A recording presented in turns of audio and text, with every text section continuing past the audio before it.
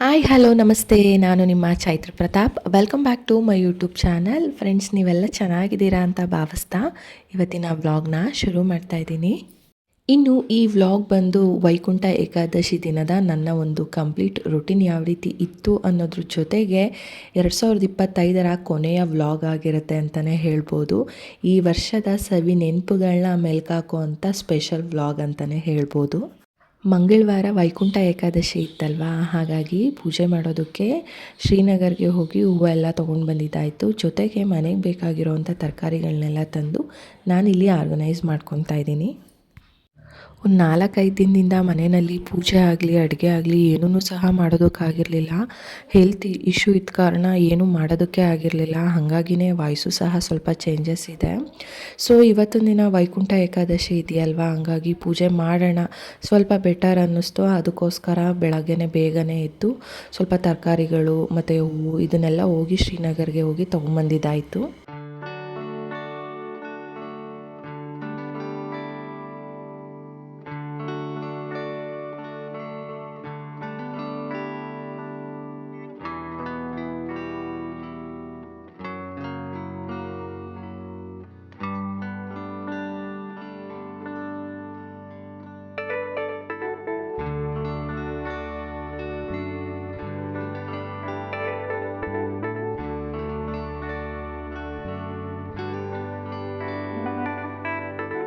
ಇನ್ನು ಬೆಳಗ್ಗೆ ಎದ್ದ ತಕ್ಷಣ ಬಿಸಿನೀರು ಕುಡಿಯೋ ಅಭ್ಯಾಸ ಇದೆ ಅಲ್ವಾ, ಹಾಗಾಗಿ ನಾನು ಸ್ವಲ್ಪ ಬಿಸಿನೀರನ್ನ ಕಾಯಿಸ್ಕೊಂಡು ಕುಡಿದೆ. ಜೊತೆಗೆ ತುಳಸಿ ಗಿಡಕ್ಕೆ ನೀರನ್ನು ಹಾಕಬೇಕಿತ್ತು. ನಾನಂತೂ 3-4 ಡೇಸಿಂದ ಈಚೆನೇ ಹೋಗಿಲ್ಲ. ನಮ್ಮ ಖುಷಿಗೆ ಸ್ಕೂಲ್ ಡೇ ಏನೋ ಇತ್ತು. ಸೊ ಅವಳು ಸ್ವಲ್ಪ ಸ್ಟ್ರೈನ್ ಆಗಿರೋ ಥರ ಅನ್ನಿಸ್ತು. ಅದಾದಮೇಲೆ ಫಸ್ಟ್ ಅವಳೇ ಹುಷಾರು ತಪ್ಪಿದ್ಲು. ಅವಳು ಹುಷಾರು ತಪ್ಪಿದ್ಮೇಲೆ ಅವಳ ಜೊತೆ ನಾನು, ನನ್ನ ಹಿಂದೆ ಪಾಪು, ಈ ಥರ ಒಬ್ಬರಿಂದೊಬ್ಬರು ಮನೆಯಲ್ಲಿ ಹುಷಾರು ತಪ್ಪಿಟ್ವಿ. ಈ ಕೋಲ್ಡ್ ವೆದರ್ಗೆ ಹುಷಾರು ತಪ್ಪೋದು ಸಹಜ ಅಂತಲೇ ಹೇಳ್ಬೋದು. ಕ್ಲಿನಿಕ್ಗೆಲ್ಲ ಹೋಗಿ ಬಂದಮೇಲೆ ಪರವಾಗಿಲ್ಲ, ಹುಷಾರಾಗಿದ್ದೀವಿ. ಸೊ ಅವಳಿಗೆ ಸ್ವಲ್ಪ ಒಂದು 3-4 ಡೇಸು ಸಿಕ್ಕಾಪಟ್ಟೆ ಜ್ವರ ಇದ್ದಿದ್ದ ಕಾರಣ ಈ ಜ್ವರ ಏನಾದರೂ ಬಂದರೆ ಬಾಯೆಲ್ಲ ಕಹಿ ಬಂದುಬಿಡುತ್ತೆ ಅಲ್ವಾ. ಸೊ ಆ ಥರ ಆಗಿದೆ ಅವಳಿಗೆ. ಹಾಗಾಗಿ ಅಮ್ಮ ಸ್ವಲ್ಪ ಸ್ಪೈಸಿಯಾಗಿ ಏನಾದರೂ ಟಿಫನ್ ಮಾಡಿ ನನಗೆ ಫ್ರೈಡ್ ರೈಸ್ ಮಾಡಿಕೊಡಿ ಅಮ್ಮ ಖಾರವಾಗಿ ಅಂತ ಹೇಳ್ತಿದ್ಲು. ಅದಕ್ಕೋಸ್ಕರ ಟಿಫನ್ ಮಾಡೋಣ ಅಂತ ಅಂದ್ಬಿಟ್ಟು 4-5 ದಿನದಿಂದ ಅಮ್ಮನೇ ಪಾಪ ಅಡುಗೆ ಟಿಫನ್ ಎಲ್ಲ ಮಾಡಿ ಕೊಟ್ಟು ಕಳಿಸ್ತಾಯಿದ್ರು. ಯಾಕೆಂತಂದರೆ ಮನೆಯಲ್ಲಿ ಹೇಗೆ ಅಂತಂದರೆ ಅದೇ ಮೇಯ್ನಾಗಿ ಮನೆ ಕೆಲಸಗಳನ್ನ ಮಾಡೋರು ಹುಷಾರು ತಪ್ಪಿಟ್ರೆ ಅದೆಲ್ಲ ಅಲ್ಲೇ ಸ್ಟಕ್ ಆಗಿಬಿಡುತ್ತೆ. ಅದಕ್ಕೋಸ್ಕರ ಏನೂ ಮಾಡೇ ಇರಲಿಲ್ಲ. ನನಗೂ ಹುಷಾರಿರಲಿಲ್ವಲ್ಲ, ಹಂಗಾಗಿ ಏನೂ ಮಾಡೋದಕ್ಕಾಗಿರಲಿಲ್ಲ. ಒಂದು 3-4 ಡೇಸಿಂದ ಫುಲ್ಲು ರೆಸ್ಟ್ ಮಾಡಿದ್ದೆ ಆಯಿತು. ಅದಕ್ಕೋಸ್ಕರ ಅಮ್ಮಂಗೂ ಸೇರಿಸಿ ಟಿಫನ್ ಮಾಡೋಣ, ಕೊಟ್ಟು ಬರೋಣ ಅಂತ ಅಂದ್ಬಿಟ್ಟು ನಾನು ಇಲ್ಲಿ ಮಾಡ್ತಾಯಿದ್ದೀನಿ.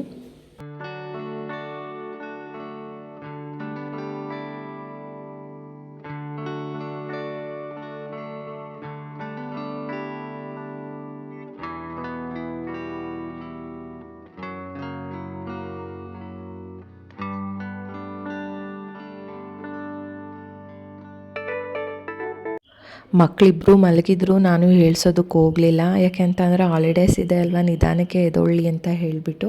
ಸೊ ಅವ್ರು ಎದ್ದೊಳ್ಳೋಷ್ಟ್ರೊಳಗಡೆ ಸ್ವಲ್ಪ ಕಿಚನ್ ಕೆಲಸಗಳನ್ನೆಲ್ಲ ಕಂಪ್ಲೀಟ್ ಮಾಡ್ಕೊಂಬಿಡೋಣ ಅಂತ ಹೇಳಿಬಿಟ್ಟು ನಾನಿಲ್ಲಿ ಟಿಫನ್ ಆದ ತಕ್ಷಣ ಸ್ವಲ್ಪ ಪಾತ್ರೆಗಳೆಲ್ಲ ಏನಿದೆ ಅದನ್ನೆಲ್ಲ ಇಲ್ಲಿ ವಾಶ್ ಮಾಡ್ಕೊತಾ ಇದ್ದೆ. ಇನ್ನು ಅಮ್ಮ ಕೆಲಸಕ್ಕೆ ಹೊರಡೋಷ್ಟ್ರೊಳಗಡೆ ಟಿಫನ್ನ ಕೊಡಬೇಕು. ಅವರೊಂದು 9:30ಗೆಲ್ಲ ಹೊರಟ್ಬಿಡ್ತಾರೆ. ಸೊ ನಮ್ಮನೆಯವ್ರ ಕೈಲಿ ಕೊಟ್ಟು ಕಳ್ಸೋಣ ಅಂತಂದರೆ ಅವರು ಹೊರಗಡೆ ಸ್ವಲ್ಪ ಏನೋ ಕೆಲಸ ಇದೆ, ಬರೋದು ಲೇಟ್ ಆಗುತ್ತೆ ಅಂತ ಹೇಳಿಬಿಟ್ಟೆ ಹೋಗಿದ್ದರು. ಸೊ ನಾನೇ ಹೋಗಿ ಕೊಟ್ಟು ಬಂದುಬಿಡೋಣ ಅಂತ ಅಂದ್ಬಿಟ್ಟು ನಾನಿಲ್ಲಿ ಬಾಕ್ಸ್ಗೆ ಹಾಕ್ಕೊತಾ ಇದ್ದೆ. ಮಕ್ಕಳಿನ್ನೂ ಮಲಗೇ ಇದ್ದರು. ನಾನು ಅವ್ರನ್ನ ಏನೂ ಹೇಳ್ಸೋದಕ್ಕೆ ಹೋಗಲಿಲ್ಲ. ಯಾಕೆಂತಂದರೆ ಅಮ್ಮನ ಮನೆಗೂ ನಮ್ಮ ಮನೆಗೂ ಒಂದು 5 ಮಿನಿಟ್ಸ್ ಆಗುತ್ತೆ ವಾಕಬಲ್ ಅಷ್ಟೇನೆ. ಸೊ ಹಂಗಾಗಿ ಪಕ್ಕದ ಮನೇಲಿ ಒಂದು 5 ನಿಮಿಷ ನೋಡ್ಕೊಳ್ಳಿ ಅಂತ ಹೇಳಿಬಿಟ್ಟು ನಾನು ಹೊರಟೆ. ಇನ್ನು ಬೆಳಗ್ಗೆ ಕಿಚನ್ನಲ್ಲಿ ಕೆಲಸನ ಕಂಪ್ಲೀಟ್ ಮಾಡ್ಕೊಳ್ಳೋದ್ರ ಜೊತೆಗೆ ಈಚೆ ನಾನೇನು ತುಳಸಿ ಗಿಡ ಇಟ್ಟಿದ್ದೀನಿ ಅಲ್ಲೆಲ್ಲ ಸ್ವಲ್ಪ ಎಲ್ಲ ಕೆಲಸನ ಕಂಪ್ಲೀಟ್ ಮಾಡ್ಕೊಂಡ್ಬಿಟ್ಟೆ. ಅಂದರೆ ಸ್ಟೆಪ್ಸ್ ಎಲ್ಲ ಕಸ ಗುಡಿಸಿ ತುಳಸಿ ಗಿಡದ ಹತ್ರ ಎಲ್ಲ ರಂಗೋಲೆ ಬಿಟ್ಟು ಈಚೆ ಕೆಲಸಗಳನ್ನೆಲ್ಲ ಕಂಪ್ಲೀಟ್ ಮಾಡ್ಕೊಂಡ್ಬಿಟ್ಟೆ. ನನಗಂತೂ ಹೇಗಾಗಿತ್ತು ಅಂದರೆ ಒಂದು 3-4 ಡೇಸು ಈಚೆನೇ ಬಂದಿರಲಿಲ್ವಲ್ಲ, ಒಂಥರ ಮಂಕಾದಂಗೆ ಆಗಿಬಿಟ್ಟಿತ್ತು. ಪೂಜೆನೂ ಸಹ ಮಾಡಿರಲಿಲ್ಲ. ಸೊ ನೀವು ನೋಡ್ತಾ ಇದ್ದೀರಾ, ಇದು ಬಂದು ಅಮ್ಮನ ಮನೆ. ನಾನು ಅಮ್ಮನ ಮನೆಗೆ ಹೋದಾಗ ಒಂದು 8:15 ಟೈಮ್ ಆಗಿತ್ತು. ನೋಡಿ ಅಷ್ಟರೊಳಗಡೆ ಆಲ್ರೆಡಿ ಮನೆಯಲ್ಲಿ ಕೆಲಸಗಳೆಲ್ಲ ಕಂಪ್ಲೀಟ್ ಮಾಡಿ ಮನೆಯಲ್ಲಿ ವಾರ ಪೂಜೆ ಎಲ್ಲ ಮಾಡಿ ಅವರು ದೇವಸ್ಥಾನಕ್ಕೂ ಹೋಗಿ ಬಂದು ಕೂತಿದ್ರು. ಅಮ್ಮನ ಮನೆಗೆ ಹೋಗಿ ತುಂಬ ದಿನಗಳೇ ಆಗೋಗ್ಬಿಟ್ಟಿತ್ತು. ಹತ್ರ ಇದ್ರೂ ಸಹ ಪ್ರತಿದಿನ ಅಂತೂ ಹೋಗೋದಕ್ಕಾಗೋದೇ ಇಲ್ಲ. ನನಗೆ ಮನೆಗೆ ಹೋಗಿದ ತಕ್ಷಣ ಒಂಥರ ತುಂಬ ಖುಷಿಯಾಯಿತು. ಯಾಕೆಂದರೆ ಒಂಥರ ಪಾಸಿಟಿವ್ ಅನ್ನೋದು ಕಾಣಿಸ್ತಾ ಇತ್ತು ಮನೆಯಲ್ಲಿ. ಬೇಗ ಎದ್ದು ಎಲ್ಲ ಕೆಲಸಗಳನ್ನ ಮಾಡಿದ್ರಲ್ವ, ಹಂಗಾಗಿ ನೋಡಿ ಈ ಥರದ್ದೊಂದು ಕೆಲಸಗಳನ್ನೆಲ್ಲ ನಾವು ಅವರಿಂದ ನೋಡಿನೇ ಕಲ್ತ್ಕೊಂಡಿರೋ ಅಂಥದ್ದು. ಮನೆನ ಯಾವ ರೀತಿ ನೀಟಾಗಿ ಇಟ್ಕೊಬೇಕು, ಮತ್ತಿನ ವಾರ ದಿನಗಳಲ್ಲೆಲ್ಲ ಮನೆಯಲ್ಲಿ ಬೇಗ ಎದ್ದು ಪೂಜೆ ಮಾಡಿದ್ರೆ ಮನೆಯಲ್ಲಿ ಒಂದು ಪಾಸಿಟಿವ್ ಇರುತ್ತೆ ಅನ್ನೋದು. ನಾನು ಇದುವರೆಗೂ ಅಮ್ಮ ಸಂಜೆ ಪೂಜೆ ಮಾಡಿರೋದು ನಾನು ನೋಡೇ ಇಲ್ಲ. ಅವರು ಯಾವಾಗಲೂ ಅಷ್ಟೇ ಕೆಲಸಕ್ಕೆ ಹೋಗೋಷ್ಟರೊಳಗಡೆ ಮನೆಯಲ್ಲಿ ಇರೋವಂಥ ಎಲ್ಲ ಕೆಲಸಗಳನ್ನ ಕಂಪ್ಲೀಟ್ ಮಾಡಿನೇ ಹೋಗ್ತಾರೆ. ಹಂಗಾಗಿ ಒಂಥರ ಖುಷಿ ಆಯಿತು ನೋಡಿದ ತಕ್ಷಣ. ಇನ್ನು ನಾನು ಟಿಫನ್ ಎಲ್ಲ ಕೊಟ್ಟು ಮನೆಗೆ ಬಂದೆ. ನಮ್ಮ ಮನೆಯಲ್ಲಿ ಕೆಲಸಗಳೆಲ್ಲ ಪೆಂಡಿಂಗ್ ಇತ್ತಲ್ವ, ಹಂಗಾಗಿ ವಾರನೂ ಮಾಡಿ 4-5 ದಿನ ಆಗಿಬಿಟ್ಟಿತ್ತು.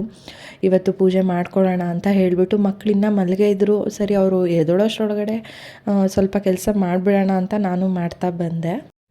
ವರ್ಷದ ಕೊನೆಯಲ್ಲಿ ಪ್ರತಿಯೊಬ್ಬರಿಗೂ ಈ ಥರದ್ದೊಂದು ಯೋಚನೆ ಬರುತ್ತೆ.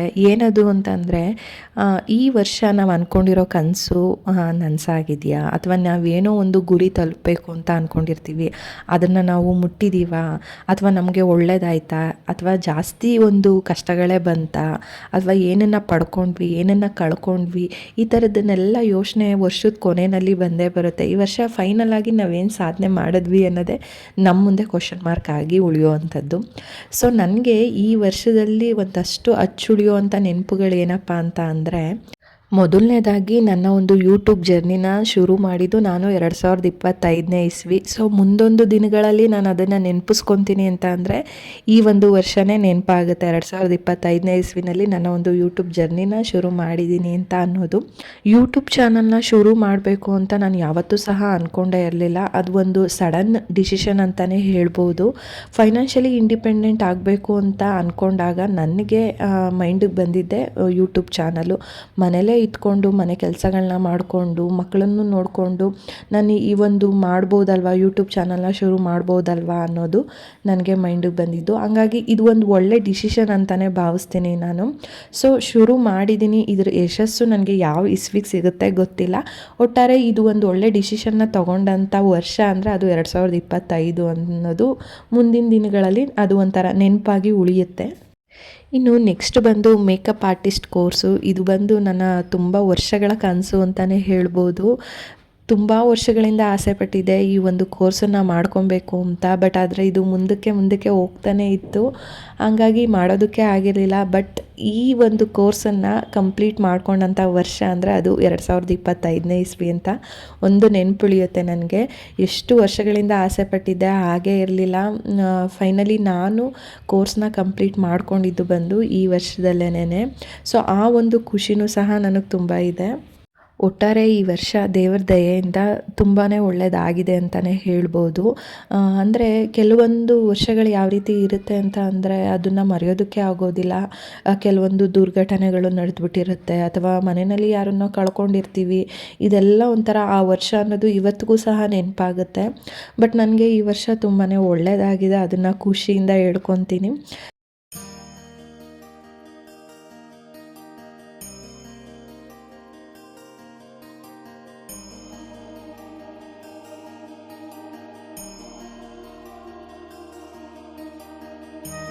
ಇನ್ನು ವೈಕುಂಠ ಏಕಾದಶಿ ಇದೆ ಅಲ್ವಾ, ಹಾಗಾಗಿ ದೇವಸ್ಥಾನಕ್ಕೆ ಹೋಗಬೇಕು. ಅದಕ್ಕೂ ಮುಂಚೆ ಮನೆಯಲ್ಲಿ ಪೂಜೆ ಆಗಬೇಕು.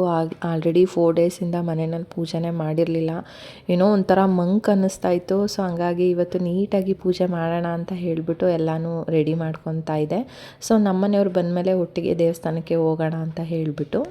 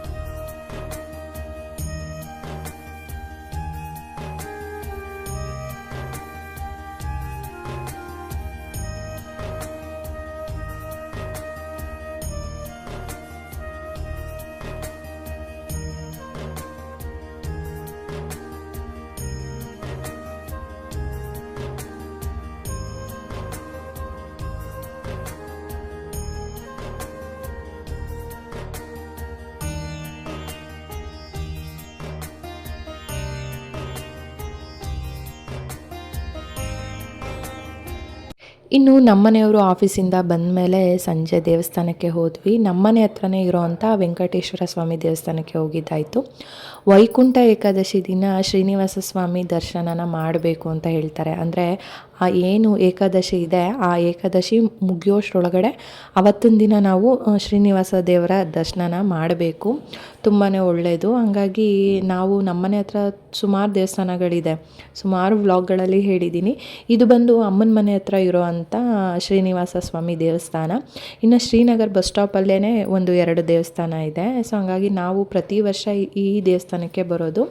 ಹಾಗಾಗಿ ಇಲ್ಲಿ ಬಂದ್ವಿ. ನೀವು ನೋಡ್ತಾ ಇರ್ಬೋದು ಎಷ್ಟು ಚೆನ್ನಾಗಿ ದೇವ್ರಿಗೆ ಅಲಂಕಾರನ ಮಾಡಿದ್ದಾರೆ ಅಂತ.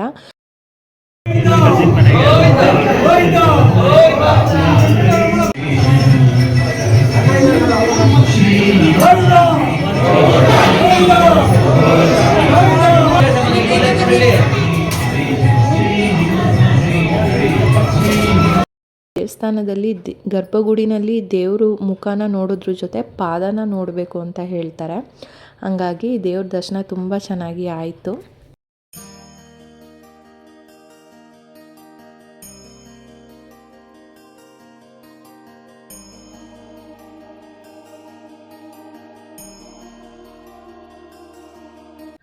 ಅಲ್ಲಿಂದ ನೆಕ್ಸ್ಟು ನಾವು ಬಂದಿದ್ದು ಪಾಂಡುರಂಗ ಸ್ವಾಮಿ ದೇವಸ್ಥಾನಕ್ಕೆ. ಇಲ್ಲಿ ವೈಕುಂಠ ಏಕಾದಶಿ ದಿನ ಗರ್ಭಗುಡಿ ಒಳಗಡೆ ದೇವರ ಪಾದನ ಮುಟ್ಟೋದಕ್ಕೆ ಅವಕಾಶನ ಕೊಡ್ತಾರೆ.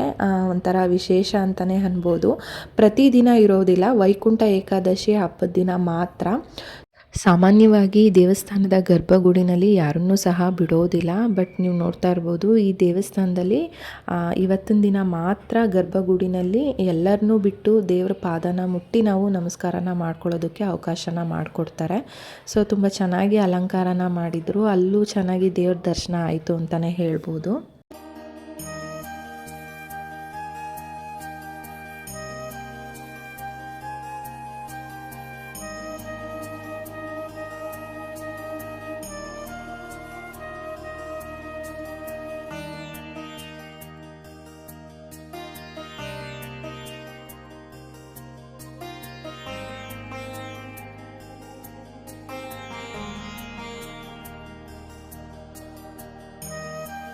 ಅಲ್ಲಿಂದ ನೆಕ್ಸ್ಟು ನಾವು ಬಂದಿದ್ದು ಶ್ರೀನಗರಲ್ಲಿರುವಂಥ ಅಣ್ಣಮ್ಮ ದೇವಸ್ಥಾನಕ್ಕೆ. ಅಲ್ಲಿ ಅವತ್ತಿನ ದಿನ ಶ್ರೀನಿವಾಸ ದೇವರ ಅಲಂಕಾರನ ಮಾಡಿದರು. ದೇವರಿಗೆ ತುಂಬ ಚೆನ್ನಾಗಿ ಅಲಂಕಾರನ ಮಾಡಿದರು. ಸೊ ಹಂಗಾಗಿ ಅಲ್ಲೂ ಸಹ ದೇವ್ರ ದರ್ಶನನ ಮಾಡಿಕೊಂಡು ನಾವು ರಿಟರ್ನ್ ಮನೆಗೆ ಬಂದ್ವಿ ಅಂತಲೇ ಹೇಳ್ಬೋದು.